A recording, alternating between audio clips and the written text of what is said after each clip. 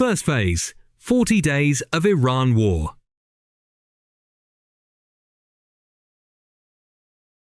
What was planned?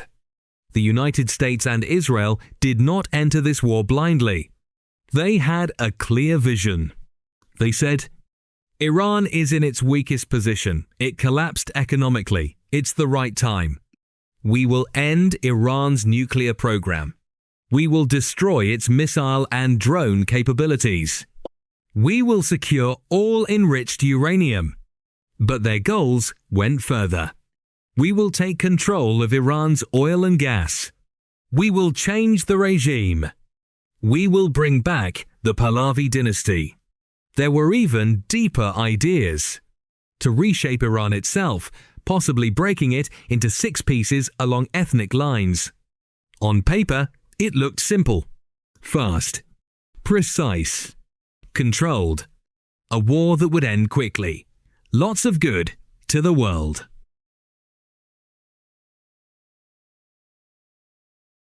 What Iran warned. But Iran did not stay silent. It warned clearly before the war began. We prepared for decades for this war. It said, if attacked, we will strike all US bases in the region. We will hit Israel directly. We will block the Strait of Hormuz. It made one thing very clear. This would not be a conventional war. It would be an asymmetric war. A war of disruption. A war of economic pressure. A war that spreads beyond the battlefield. Iran warned that oil prices could surge dramatically. It warned that global trade would be affected. But most did not believe it. Most did not listen. When the war came, Iran did what it said.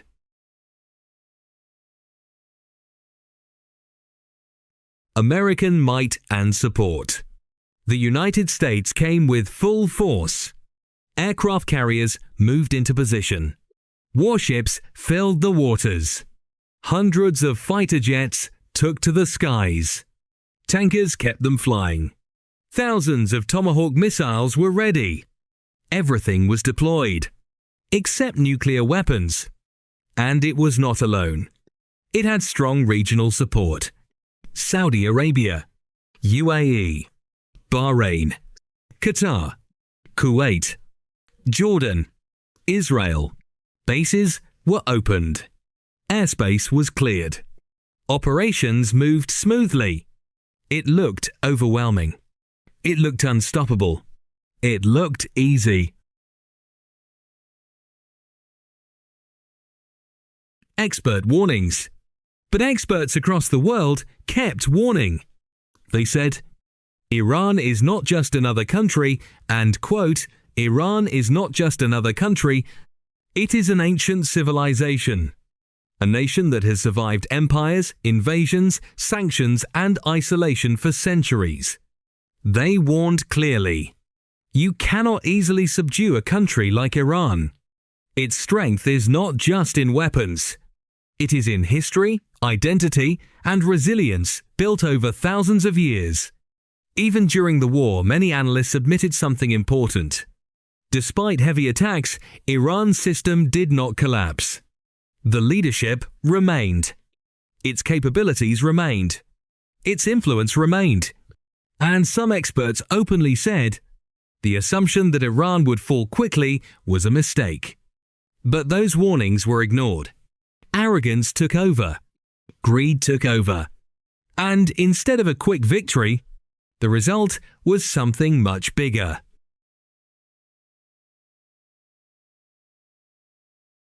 Impact on the world.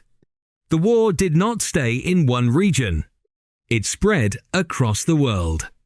Energy markets reacted first. Oil prices surged. Fuel became expensive. Then everything else followed. Transport costs increased. Food prices increased. Daily life became harder. Countries far from the battlefield began to feel the pressure. Because in today's world, war travels through economies, through supply chains, through energy routes, through global trade. Uncertainty grew. Markets became unstable. Investments slowed. Growth weakened.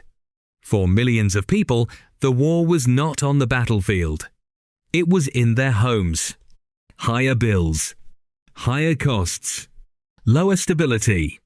What started as a regional conflict became a global economic shock. What was meant to be controlled could no longer be contained. And in the end, the first phase ended with a 14-day ceasefire. What was meant to control a nation ended up shaking the world.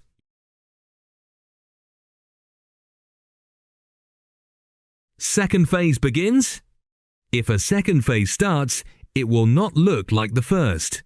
It will be bigger, slower, more dangerous. Because now, both sides understand each other. And both sides will come prepared. How the second phase could shape Donald Trump and Benjamin Netanyahu's future. The world is watching. Not just the battlefield, but the leaders behind it. Because the second phase is not only military, it is political, it is psychological, it is moral, it is full of war crimes. It is economic blunder. It is about world order, whether it will change. Is it the start of World War III?